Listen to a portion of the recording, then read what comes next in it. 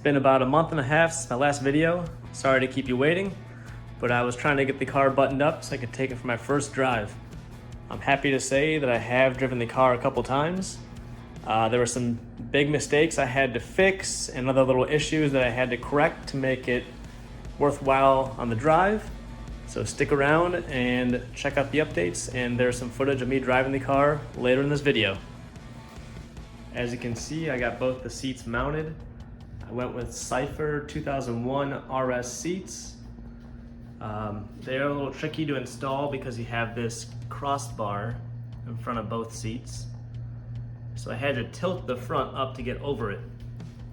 I wanted a good amount of adjustability in the driver's seat so it could slide forward and backwards to accommodate different sized drivers, and if I ever do sell the car, I think it would help if the person test driving it could fit in it.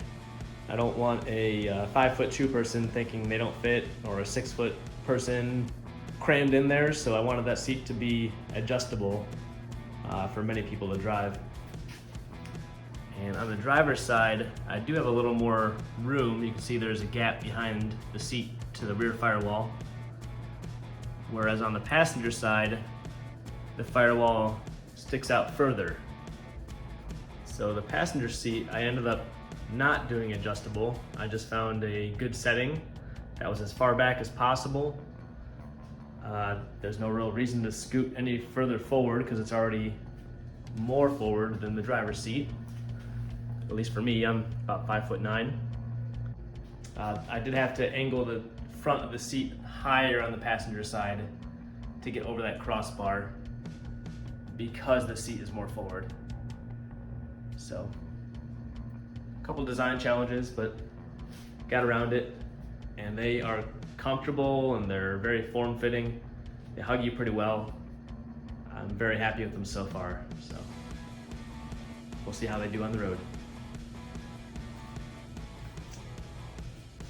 We're looking at the back of the driver front tire.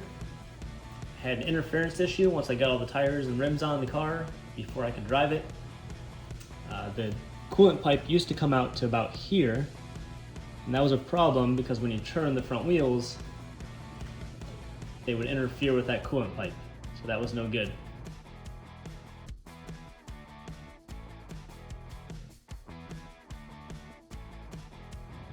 I took a tip from a guy on the forums who said he used a 45-degree silicone elbow. I believe it's a 1 3/4 opening on one side and a 1.5 inch opening on the other. So it's also reducing the size. But here's the elbow right here. And they said that later on in the build, there is a sheet of aluminum that'll mount to this frame surface here. So to keep the elbow inside the frame, so I can put the aluminum on later. I did have to add a couple shaft collars to the steering rack to limit the steering. So now instead of 1 1/4 turns to lock, I can only turn the steering wheel 1 full rotation until it locks. That was just to keep the tire from hitting the frame and the coolant elbow you see there, and also the firewall kind of back here, this area right here.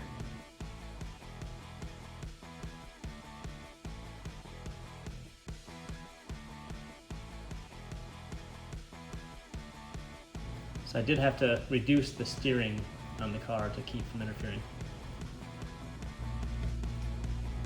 Originally I had the plastic shifter mounted underneath these black rails here.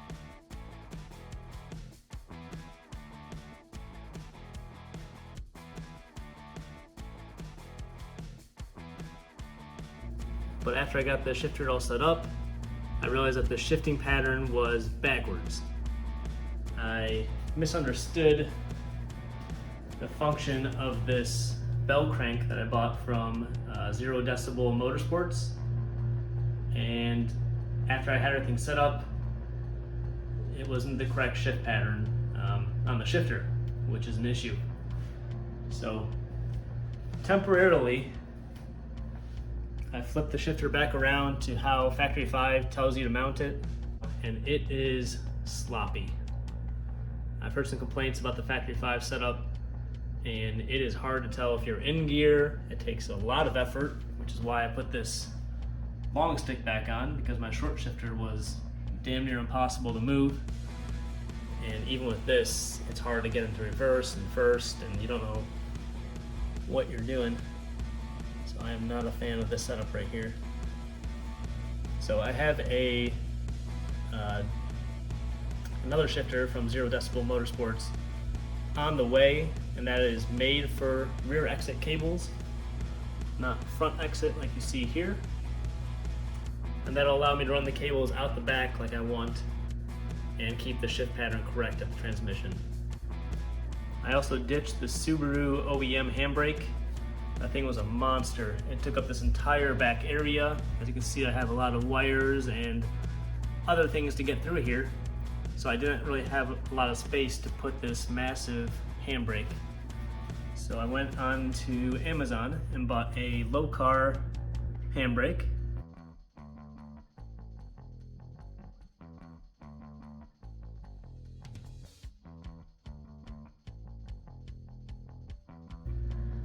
Much thinner, sleeker, simple.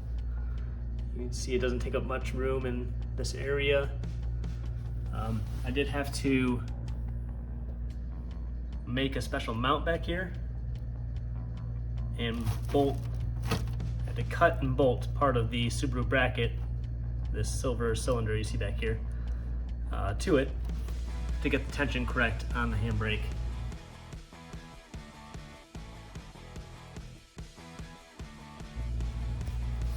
When you pull it, it actually does lock up the wheels. And I actually ran only one cable to the handbrake. Again, another tip from the forums. You can't get as much leverage with this low-car handbrake. So when you put all of the leverage on one wheel, you can lock it up much better.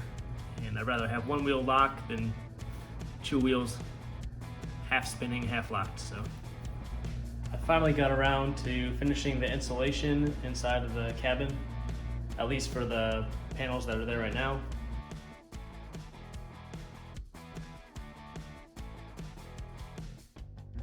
So I did both sides. And I did have one trouble area. As you can see, there's not a lot of clearance between the seat and the side of the car, especially at the handle. And the mechanism back here for reclining. So in that area, I actually did put the insulation on the other side of the wall. Factory 5 has you mount the overflow coolant bottle just by these top two screws, and it leaves the bottom hanging, which I don't prefer. So I went ahead and made my own little bracket. I just have it clecoed on right now. It's not riveted in yet permanently because I'm going to paint this bracket, but I found a grommet to match the size of the peg on the bottom of the bottle, bent some 1/8 inch aluminum and cut it to length. So now it has some support and the bottle is rock solid. So that seems much better to me. It's a similar story for the degas bottle for the cooling system. This black bottle with the orange cap. I made a couple brackets to extend it out so I can get the cap off, even though it's beneath the frame rail here. Otherwise it would be trapped under there. But the bottom mount, they don't tell you to attach to anything. So I went ahead and made a dog leg bracket that reuses two holes on the engine head. They must have been from a previous heat shield or bracket that I deleted. And that supports the bottom leg of the coolant bottle, which makes me a little more confident in this lasting more than a year. I wanted to run some diagnostics on the engine and wiring to make sure I had everything hooked up, and probably one of the best ways to do it is to buy a Cobb access port. So I went ahead and did that. It allows you not only to tune the engine, but to run diagnostics to check for codes and issues. I did pull 3 codes.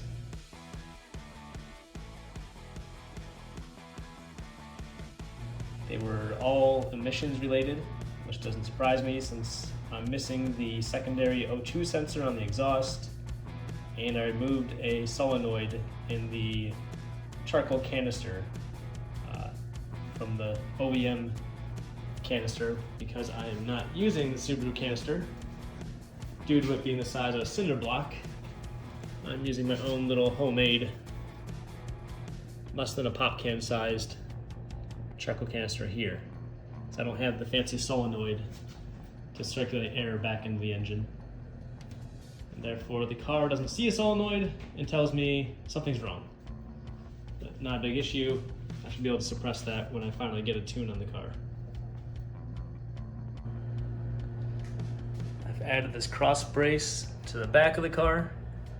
It's been sitting in my closet for half a year, so it's pretty exciting to finally get it attached. I left it off to keep it out of the way while I was working on the engine and transmission, but now it's finally on to tie up the back end of the car. And I also set all 4 shocks to a 4 3/4 inch ride height. So I went around and basically just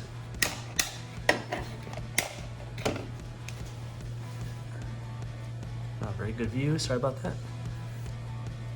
Spin this collar to raise the shock up or down to set your ride height. And then there's a little set screw to keep it frozen in place. So I had to set all 4 of those to a reasonable ride height. You want it low, but you don't want to scrape every bump you go over. So 4 3/4 is where I'm starting out. I've been building this car for about 6 months. So I've been building this car for 6 months now, and I've been super excited to get it out on the road for the first time. The first time I took it out, I didn't really go much above 35. I just stayed in my development. Didn't want to irritate my neighbors too much. But even at those low speeds, this thing is responsive. It really shows how lightweight it is. Without the body or finishing touches, it probably weighs about 1,600 pounds. And the lightest thing I've driven before this is about 3,000 pounds. So it really did highlight its true lightweight characteristics.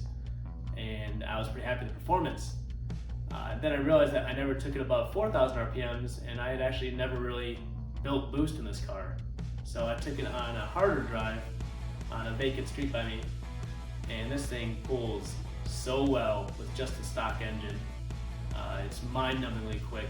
It's the fastest thing I've ever driven, and in the 20 minutes of driving around, I've been pleased with its performance just as it is.